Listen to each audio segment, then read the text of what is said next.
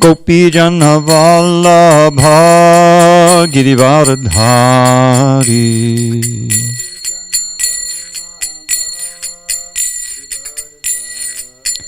Jai Gopi Jana Vallabha Girivardhari.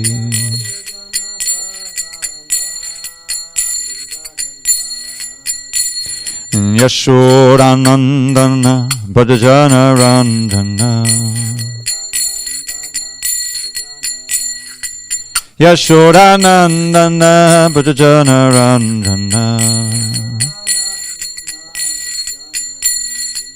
Yamunatira Vanachari.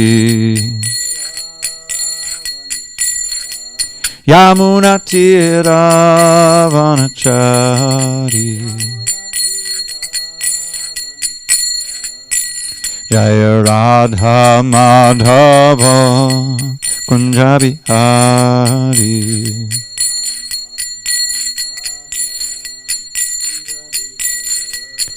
Jaya Radha Madhava Kunjabihari.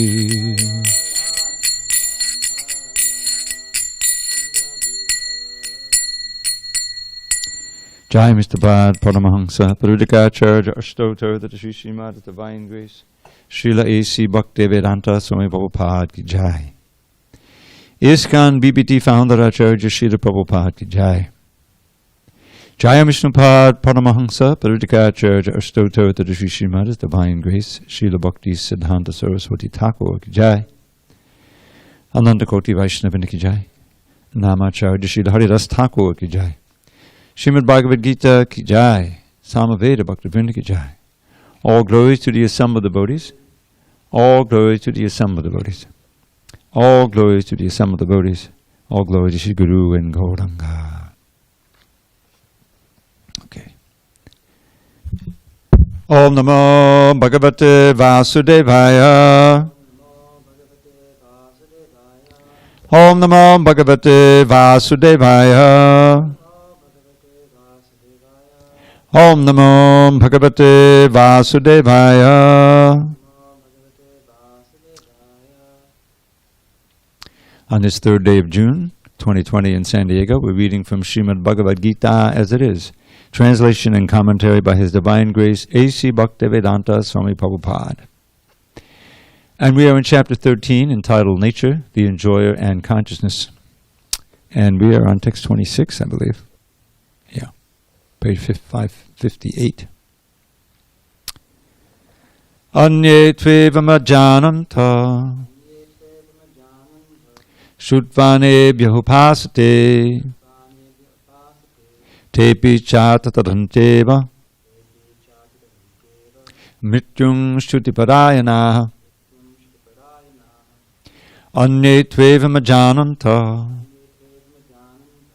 Shutvane bhyahupasate Tepi chatatadhanteva Mrityung shutipadayana Anye tvevam ajananta Shutvanebhya upasate Tepi chatatadhanteva Mrityung shutipadayana Anye tvevam ajananta Shutvanebhya upasate Chepitata tadhanteva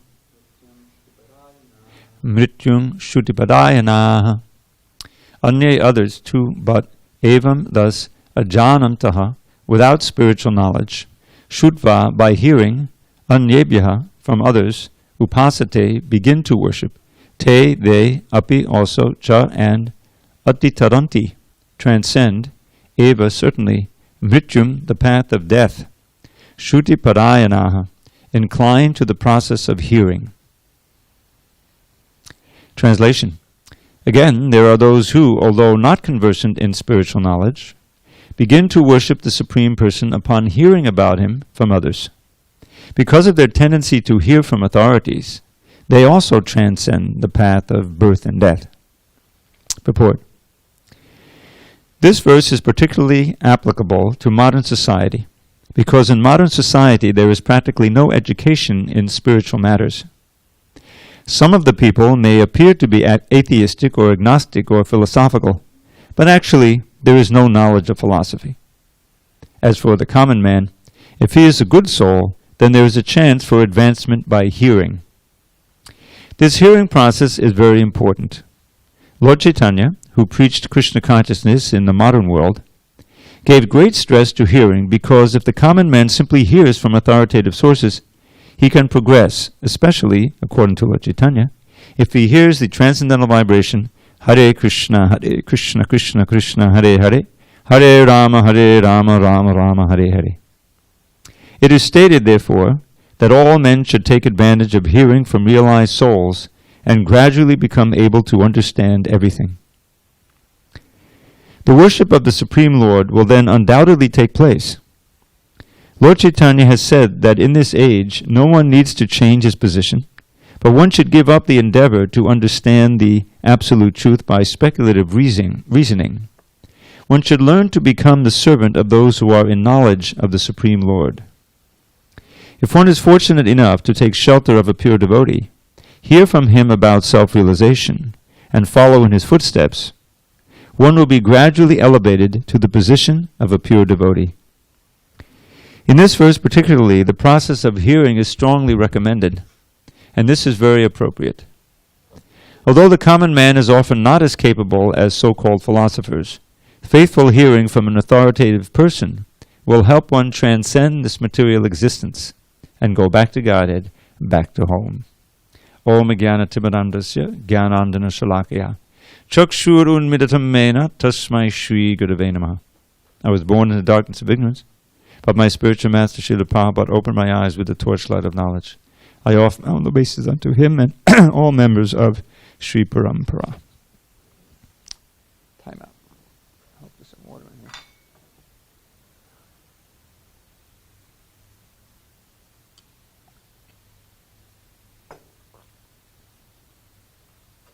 I don't know who Robert Morris is, but Robert Morris says Jai Jai, Robert. We don't know who you are, but thanks for being a fan. Okay. So, did I say Om Jnana? Okay. So, the previous verse, Krishna is describing who can perceive the Supersoul. Some perceive the Supersoul within themselves through meditation, others through cultivation of knowledge, others through working without fruit of desires. So this is Dhyana Yoga, Jnana Yoga, and Karma Yoga. But there are others who, they don't have much spiritual knowledge, but they have the good quality of wanting to hear from others. And that is especially suitable for us in this age. Because what do we know of Dhyana Yoga, Jnana Yoga, and Karma Yoga? A little bit what we read in the Bhagavad Gita. But to actually practice it systematically is very difficult. So as Prabhupada says, this is particularly applicable to modern society because in modern society there's no education in spiritual matters. But one can, by good fortune, come to the point of hearing, or at least reading, beginning to read. That's the importance of book distribution. Someone gets a book, they may not know much about it, they put it on their shelf, go on with their life, then somehow or other they get an inclination to pull it off the shelf and check it out. All of a sudden they're hearing the absolute truth.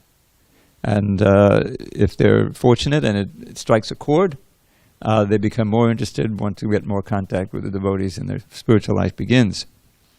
So what's interesting here is that he's saying some perceive the Supersoul within themselves through these processes, but others who aren't in that category, just by the hearing process, that also culminates in them transcending the path of birth and death because they're Shruti Parayana. This word Parayana is especially used for someone who's very dedicated to something. There's a famous phrase, easy to remember, Narayana Parayana.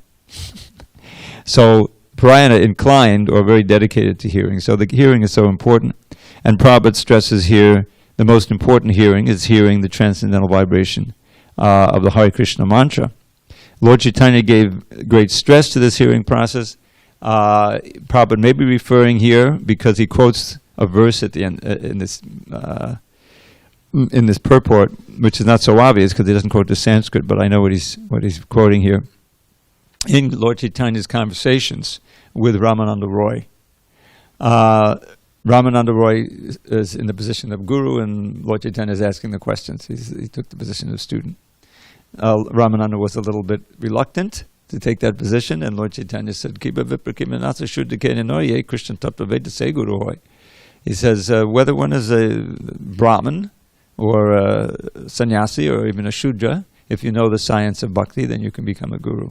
Because Ramananda Roy wasn't, he was a manager, he was a kayasta, which is generally thought to be a Shudra class. So that's a very important verse, and very important point. So in the process of, Lord Chaitanya wanted to know what is the process for achieving the goal of life, what is that goal of life, sadhya sadhana. And he starts off with Varnashram. Varnashram achatavada purushena pamakmanat parak puman. Varnashram achatavada purushena pamakmanat. Vishnu arajate punta nanya tatoshakaran. That nicely following your place in Varnashram, doing your duties nicely. And the implication is worshipping the Lord through those duties. This is the best way to please Vishnu. There's no other way. He's quoting, I think, Vishnu Puran. And Lord Chaitanya says, that is external, go on.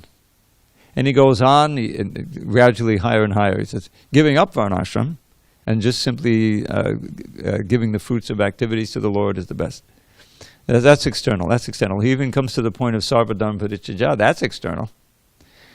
And then when he gets to the point of quoting a verse of Lord Brahma after he was bewildered in chapter 14 of the 10th canto, Jnane priyasam udapasya namanda eva jivanti sanmukaditam babadhiya vartam stane stita shuddhigatam tonovan manovir ye prayaso ajititito pasidhaistri lokyam. That if one should give up, throw away the attempt to attain knowledge by one's own effort. Jnane priyasam means a great effort of jnana yoga, Priyasam udapasya, give it up. And simply surrender to the process of hearing from the pure devotees. Namanta eva jivanti san mukaditam babadhiya vartam. San mukaditam means the mouth of a saint, from the lips of a pure devotee. Babadhiya vartam, accounts of your qualities and pastimes and things. He's speaking directly to Krishna here, Lord Brahma, little baby Krishna, child Krishna, the calf herd. And stani sitat, you don't have to change your position. Don't go off and do anything radical. Just add this hearing process. But there's a caveat. Astani shruti-gatam, following this path of hearing, tonovan manobir, and you have to hear and follow the path with your body, mind, and words. So, with your body, with your senses, you need to act according to what you hear. Follow the instruction. With your words, you need to repeat them. And with your mind, you need to contemplate and understand and meet with others like that. So if you perfect this process, ye prayaso ajita jito, you can conquer Ajita, Krishna, the incomparable Lord, by love, by developing prema. So Lord Chaitanya, this is the first time he said, this is very good, but go on. And so he goes on higher and higher and higher till he gets to the point of conjugal love and separation. So Prabhupada is quoting this verse here. It is stated, therefore, that all men should take advantage of hearing from realized souls, sadmukaditam, gradually become able to understand everything. That worship of the Lord will then undoubtedly take place. It said that in this age no one needs to change his position, stane stita, but should give up the endeavor to understand the absolute truth by speculative reason, jnane priyasam, udapasya. Learn to become the servant of those who are in knowledge. So this is where the tanuban manobir comes in. You're serving them. And take a shelter of pure devotee, hear from him about self-realization, follow his footsteps, you will gradually be elevated to the position of pure devotee. So Prabhupada is giving us this insight into the inner meaning of this verse. And, atitaram yeva mrityum. You can transcend that. That means you go back to Godhead, you get liberation. So that's very important insight here. How we can understand the super soul, and Krishna himself, of course, beginning with that process of hearing. Everything comes from the hearing. And of course, if you hear, then you want to repeat chanting, and by the hearing and chanting, you remember, and that's the foundation of everything else. Okay, any questions or comments on this particular verse? So, Robert Morris has talked about joining from Phoenix en route to Concho, Arizona. Bhagavad, our very own Bhagavad. Welcome, Bhagavad. Okay, text 27. Yavat samjayate kinchit Sattvam stavada jangamam Chetra chetragya sanyogat Tadvidhi mharatarshava. O chief of the Bharatas, know that whatever you see in existence, both the moving and the non-moving, is only a combination of the field of activities and the knower of the field.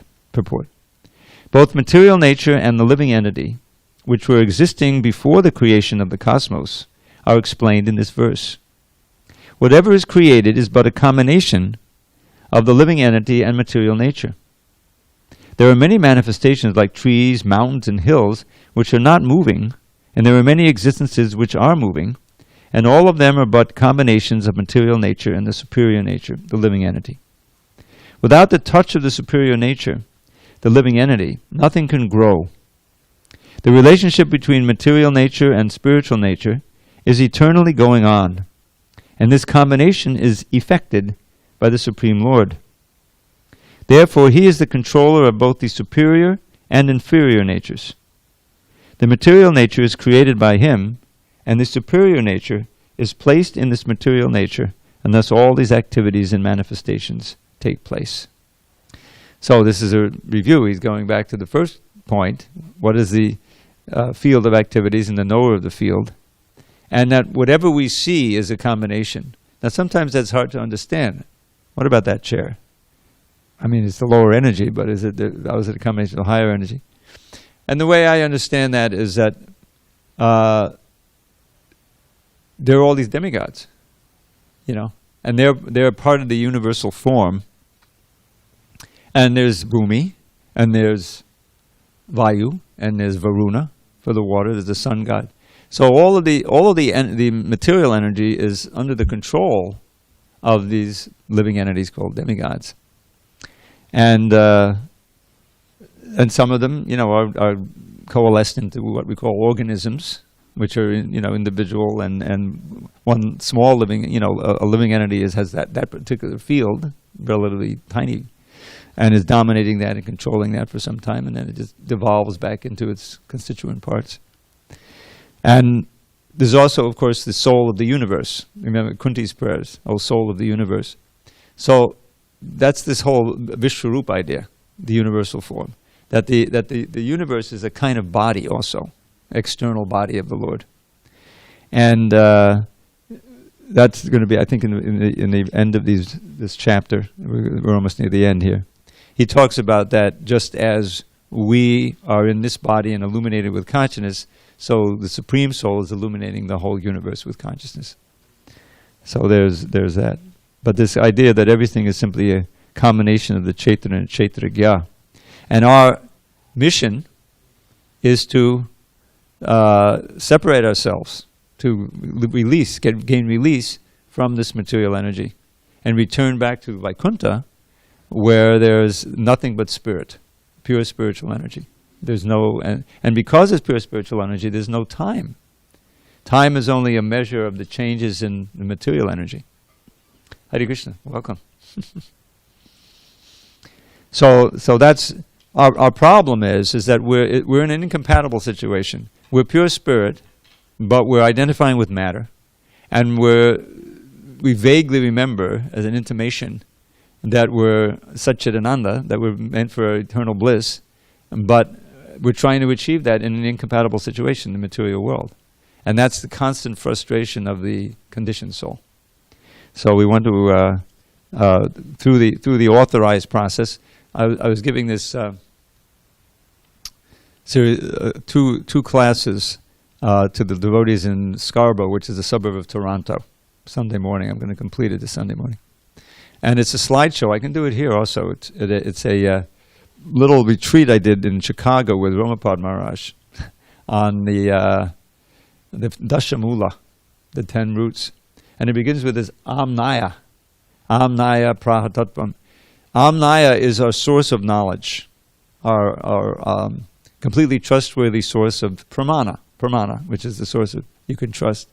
And it consists of the Vedas, which is spoken by Krishna, and the Parampara, which transmit that knowledge and live by the knowledge. And that's our foundation of, understanding ourselves, this world, what to do in this world, what the ultimate goal of life is that Amnaya. And what does the Amnaya say? Amnaya Prahatatvam Hadamiha Paramam. That the Supreme Personality of God is Hari. And that's point one. Point one is the Amnaya, our source of knowledge. Point two of the 10 is that Krishna is God. Point three is he's the source of all kinds of energies. Now each of these topics obviously could have many subtopics, and they do. But what are those energies? Internal, marginal, and external. How do they work, and so forth? But he's not just a big powerhouse. He's a person, and so he's also an ocean of rasa. He had all these different relationships. Rasabdim. Who are we? We are tadbin angsha. We're separated angsha, minute particles of that supreme consciousness. So we're little particles or quanta of consciousness. And prakritika balitang, many of us, especially here, have been swallowed up by the external energy. For countless eons, we're immersed in it, and we've forgotten all about our spiritual nature. But some, prakritika balitang tad vimuktan svabhavat. Some are liberated. Some can be liberated by that hari, Then comes a point, beta prakasham sakalam babihare. Everything, both material and spiritual, is simultaneously one with and different from that supreme soul, that supreme personality of Godhead. This is the famous achintya beta tattva. Beta means separate, abeta means one. So then all of those are the first 8. The first one being Amnaya. Those are all Sambandha Gyan. That Sambandha Gyan is the understanding, who am I? What am I? What is this world? What is the source of everything, including myself? And what are the relationships between those three? That's Sambandha Gyan, preliminary Sambandha Gyan. Then comes Abhideya Gyan, or knowledge of the practice by which we can realize all this and go to the final goal. So what's the Abhideya, the practice? Shuddha Bhaktim. Sadhanam Shuddha Bhaktim. Pure devotional service, unmixed with any material motivation. Very important point. And what's the final goal? Sadhyam tad pritamevedi. Love for that Hari, for Krishna. Prema is the actual goal of everything. So those 10 points form the outline of his book called Jaiva Dharma. And he explored he formulated those points, Bhaktivinoda Thakur, on the basis of the teachings of Lord Chaitanya to Sanatana Goswami in chapters 20, 21, 22, 23, I think 24 of the Madhya Lila. So they're actually foundational to our understanding. And we find them also in those 3 divisions in the Bhagavad Gita. I once saw a document many years ago, I don't know if I can find it anymore, where Srila Prabhupada had gone through, I don't think every verse, but many, many verses of Bhagavad Gita, and he was telling which one, the Abhideya, Sambandha, Priyojana, like that. So this is Yavat Sanjayate Kinchit, this is Sambandha Gyan. Everything, Chaitra Gya, back to the original point. Everything is a combination of the field, all different kinds of material energy, and then Chaitra Gya, the knower of the field, which is ourselves. And of course, we should never forget there's another Chaitra Gya, the Super Soul. All right, let's go on. Text 28, at the bottom of page 559. Samam sarveshu bhuteshu tishtantam parameshwaram Vinashyat Swavinashyantam Yak Pashyati Sapashyati. One who sees the supersoul accompanying the individual soul in all bodies, and who understands that neither the soul nor the supersoul within the destructible body is ever destroyed, actually sees. Purport. Anyone who, by good association, can see three things combined together: the body, the proprietor of the body or individual soul, and the friend of the individual soul, is actually acknowledged. That friend, of course, is the supersoul. Unless one has the association of a real knower of spiritual subjects, one cannot see these three things. Those who do not have such association are ignorant. They simply see the body, and they think that when the body is destroyed, everything is finished. But actually, it is not so. After the destruction of the body, both the soul and the supersoul exist, and they go on eternally in many various moving and non-moving forms. The Sanskrit word Parameshvara is sometimes translated as the individual soul because the soul is the master of the body, and after the destruction of the body he transfers to another form. In that way he is master. But there are others who interpret this Parameshvara to be the supersoul. In either case, both the supersoul and the individual soul continue. They are not destroyed. One who can see in this way can actually see what is happening. Now, how to develop that vision? It only works if you're actually employing your body, your chaitra, in the service of the Lord, of Krishna. Because this vision is given to you. It's not something that you can imagine or force to have. It's given to you. And if you're in the modes of passion and ignorance, even a little bit, there's no way of seeing that. Because the whole point of turning away from Krishna is to forget him so we can try to enjoy this world. So as soon as you forget Krishna, or as soon as you want to enjoy, you forget Krishna, and then you're cast into this world, and you don't want to understand. There's a upadrashta anumanta. This is a recent verse describing the nature of the supersoul. He's overseeing, he's permitting, he's keeping notes. He knows everything, past, present, and future. You don't want to know that. Just like a thief, he definitely doesn't want the police to be around, police cruiser, looking in on him, if he's a burglar or something. So that thieving mentality is really what has brought us here and keeps us here. So therefore, it's natural to want to forget and deny the very existence of God. That atheistic or agnostic is, well, I'm not sure, and since I'm not sure, then I'll act as if there isn't a God. And atheism is out and out enemy of God. You've convinced yourself, and you want to convince others for their own good that there's no God. So that's atheism.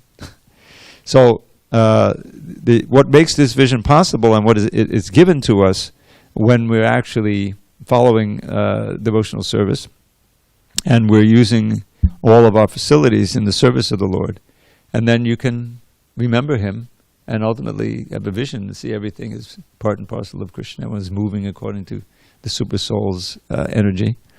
I remember I would hear sometimes back in LA how the book distributors would be praying to the super soul manifestation in the person's heart to give them the inspiration to buy a book, and that's really what's happening there.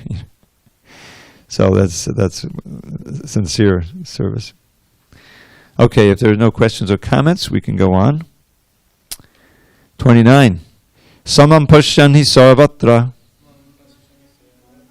samavastitam ishwaram nahanasyatmanatmanam tato yati param gatim. One who sees the supersoul equally present everywhere, in every living being, does not degrade himself by his mind. Thus he approaches the transcendental destination. Purport. The living entity, by accepting his material existence, has become situated differently than in his spiritual existence. But if one understands that the Supreme is situated in his Paramatma manifestation everywhere, that is, if one can see the presence of the Supreme Personality of Godhead in every living thing, he does not degrade himself by a destructive mentality, and he therefore gradually advances to the spiritual world. The mind is generally addicted to sense gratifying processes, but when the mind turns to the Supersoul, one becomes advanced in spiritual understanding. Now, this should call to mind a verse from the 6th chapter, in which Krishna says, Udared atmanatmanam, natmanam abhasadiyed, atmaiva yatmano bundur, atmaiva riparatmanaha. One should elevate himself by his mind, not degrade himself. The mind is the best friend of the living entity, but also his worst enemy. So, in the conditioned state, your mind is your worst enemy.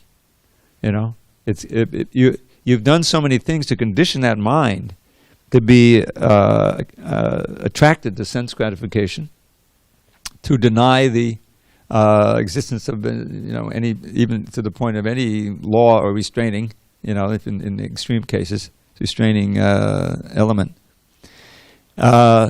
So that mind is dragging you here and there, from body to body, and is full of all unwanted desires and things like that. And if you understand that they are unwanted desires, then that's the first step in reformation. And this is the importance of the chanting. We heard in the first verse we read today, it had to do with the importance of hearing, how one can perceive the soul by hearing, and Prabhupada emphasized in that purport the hearing of Hare Krishna mantra. So we need a process to wrestle that mind down, to reform it. You remember that verse I always come back to, Kama dinang katina katita palita durni deshas, that in so many lifetimes I have been obeying the demands of my wicked desires and addictions and doubts and angers and all kinds of things. And he personifies them. They've given me all these bad demands, and I've been following them. They've not shown me any mercy, but I haven't given up that service to them. But now, because I've heard Bhagavad Gita, or he says in the verse, because my intelligence has been strengthened and purified, I'm giving up those desires. I'm not going to listen to those demands anymore of my crazy mind. And so what's the last line? He approaches the Lord. Now please engage me in your service. It's not enough to recognize that your mind is your worst enemy, and you have to have engagement for the mind and the senses, that on the basis of your intelligence, what you've learned, what you've heard, and strengthen the mind, make the mind your best friend. And then what is the mind that's the best friend? I always forget the Sanskrit. But Kapila Dev, in his teachings, he's speaking to his mother. Here's the sign of real advancement. I forget, I'm going to have to remember it now. Now I'm going to go home and remember it. When the mind is spontaneously attracted to hear about the name, form, qualities of Krishna, it just runs to that engagement, that experience, just like the Ganges flows into the sea. This is a sign that you've made some advancement. You've trained the mind through so much hearing and chanting, and not hearing and chanting material sounds, that the natural attraction of pure transcendental sound purifies your desires, and the mind becomes very attracted or even addicted to that. And you see it so much in the Chaitanya Charitamrita, where Lord Chaitanya is, in the early days when everything was in Navadvip, they would chant for hours in Shiva Sangan, kirtan, and then discuss Krishna and more kirtan. And then later on, he took sannyas, and that was what he was preaching, through mostly the chanting of the Hare Krishna mantra. But then when he was meeting with Sub Damodar and Ramananda Roy, in Puri, they would just go on discussing unlimited varieties of topics about Krishna. And there was no end to it, So that attraction we have to cultivate. That is, that is our ticket back to the spiritual world. The more, Prabhupada says in one purport in the first canto, the eagerness to hear about Krishna is the first qualification for going back to Godhead. You have to cultivate that. So now one thing to watch for here. There's all this idea of seeing. Who is going to see the super soul? Yak pashati sa pashati. It's all he's seeing, right? And then the next verse, 29, which we'll just read, is all about seeing. Now Prabhupada carries that over. 30 is also about seeing. 31 about seeing. And Prabhupada continues it, even when the verse doesn't mention seeing. We'll see. All right, 29. Are we did 20? Okay, go to 30. Prakatyaya vacha karmani kriyamanani sarvashaha yak pashyati tathatmanam akartaram sapashyati. One who sees that all activities are performed by the body, which is created of material nature, and sees that the self does nothing at all, actually sees, purport. This body is made of material nature, under the direction of the Supersoul, and whatever activities are going on in respect to one's body are not his doing, the Supersoul's doing. Oh no, the Soul's doing? Huh. Do you see the his there? That looks like it's referring to the Supersoul. It should be capital H. Remind me of that later. Whatever one is supposed to do, either for happiness or distress, one is forced to do because of the bodily constitution. The body is made in material nature under the direction of the Supersoul, and whatever activities that go on in respect to one's body are not his doing. Who can it be except the Supersoul? In other words, Supersoul isn't witnessing. He's not actually doing anything. Whatever one is supposed to do, meaning here, whatever one is supposedly doing. You see what I'm saying? Because that's supposed to do means, well, what am I supposed to do? You know, that's idiomatically. I think that's what that means here. Either for happiness or distress, one is forced to do because of the bodily constitution. The self, however, is outside all these bodily activities. This body is given according to one's past desires. To fulfill desires, one is given the body with which he acts accordingly. Practically speaking, the body is the machine designed by the Supreme Lord to fulfill desires. Because of desires, one is put into difficult circumstances to suffer or to enjoy. This transcendental vision of the living entity, when developed, makes one separate from bodily activities. One who has such a vision is an actual seer. So, to be able to become equipoised and actually watch, and see and be a witness to your activities, and not get too involved in them. In other words, the idea is to be slightly aloof and be the observer, take the position of the Supersoul, or the position of observing like the Supersoul. That only works if, again, you're not trying to enjoy the senses of the body. As soon as you get into the mode of passion, which is the enjoying mood, then the knowledge is covered. That's explained right in the Bhagavad Gita, 3rd chapter, where Arjuna asks, what is that enemy? Or he says, why is it, or how is it that the soul is forced to perform activities that are sometimes against his own will? That, in other words, we know something is bad for us, but we do it anyway. So Krishna says, kama esha krodha esha, rajoguna samudbhava. It's born of the mode of passion, this kama, this sex desire, or just desire in general, and which, when frustrated, becomes anger, which is really symptomatic of the mode of ignorance. Mahashano Mahapapma, the greatly sinful, all-devouring enemy. You should know this is your enemy, not those soldiers on the other side. That's your real enemy. So what's the effect? First he says there's different degrees of this lust covering us.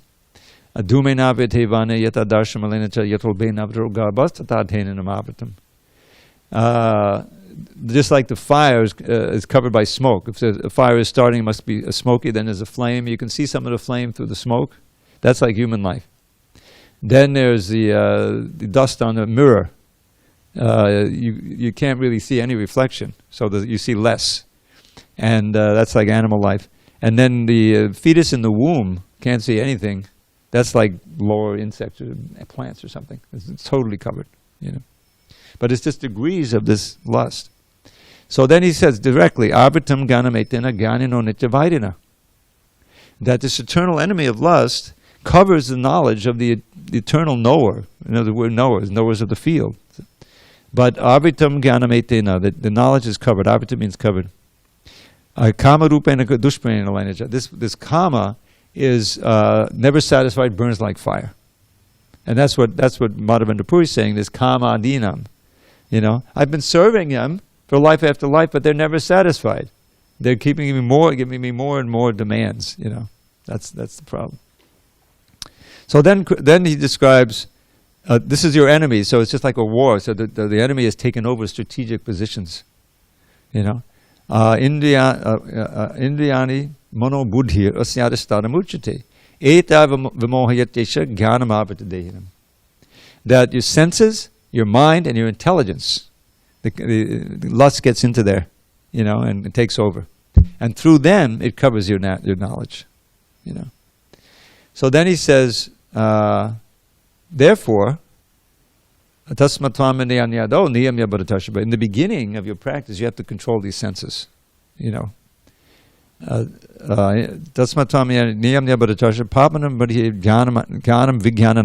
in this way cover the sinful enemy, which is the destroyer of knowledge and realized knowledge, jnana and vijnana. Then he gives a hierarchy. Indriyani paranyahu indriyebhyak parang manaha manasastu para buddhiyo buddhivadastasa. That the senses are superior to the sense objects, superior to the senses of the mind, superior to the mind is the intelligence, and superior to the intelligence is the soul. But what he doesn't say there is superior to the soul is the super soul. If the soul is not getting his instruction from the super soul and being inspired, directly or through Bhagavad Gita or great souls, the super soul comes externally, then the soul is going to be in that chariot and he's going to be dragged along. The famous picture, The senses are controlling the mind, which is supposed to be the driver. The mind is controlling intelligence is controlling the soul. The lower self is controlling the higher self. And the soul is just along for the ride and being victimized. The mind is the driver, not the reins. The reins? The reins are the mind, and the holder of the reins is the driver of the chariot, and the passenger is the soul. There's a passenger also. Intelligence is the driver. Yeah. Yeah, that's right. So that's the situation, and you're going down this dangerous mountain road. So that's the material. So what's the solution? You have to hear from the original source, the super soul. Then everything becomes into play. So therefore, the last verse of the chapter is Evam buddhe param buddha sangstabhavadama jashishattam mahabhava kamarupam darabam. Therefore, with your intelligence, understanding that you're transcendental to the intelligence, control the lower self by the higher self. Now, interestingly, in the next verse, which is the first verse of the 4th chapter, Krishna says, this yoga, what yoga? Imam vivastate yogam proktavan hamavyam. I spoke this yoga to the sun god who spoken to by Pasvata Muni, or the Manu who spoke to Ikshvaku, who came down in human society like that. So the yoga by which one can start taking one's inspiration and one's cues from this higher self, from the supreme self, the Lord. So that's the yoga he's going to speak. And that's also been mentioned here. How to see. Everything is coming, is emphasizing how one can actually attain a vision, a realization, in every living being. All right, let's do one more, and then I want to read a little bit from the Nectar of Devotion. Text 30, right? Oh, it's the text 31. Which one? 31. Yada bhuta padak bhavam ekastam anupashyati Sata eva cha vistaram brahma sampadhyate tada. When a sensible man, human being, ceases to see different identities due to different material bodies, and he sees how beings are expanded everywhere, he attains the Brahman conception. Purport: when one can see that the various bodies of living entities arise to the different desires of the individual soul and do not actually belong to the soul itself, one actually sees. In the material conception of life, we find someone a demigod, someone a human being, a dog, a cat, etc. This is material vision, not actual vision. This material differentiation is due to a material conception of life. After the destruction of the material body, the spirit soul is one. The spirit soul, due to contact with material nature, gets different types of bodies. When one sees this, he attains spiritual vision. Thus, being freed from differentiations like man, animal, big, low, etc., one becomes purified in his consciousness and able to develop Krishna consciousness in his spiritual identity. How he then sees things will be explained in the next verse. So, we'll do that next verse on Monday. But two verses come to mind.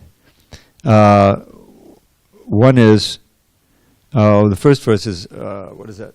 Vidya vinaya sampane, brahmane gabihastini, shunichaiva sabhakecha pandita samadarshana. This samadarshana, seeing equally, is how a real learned person sees, pandita.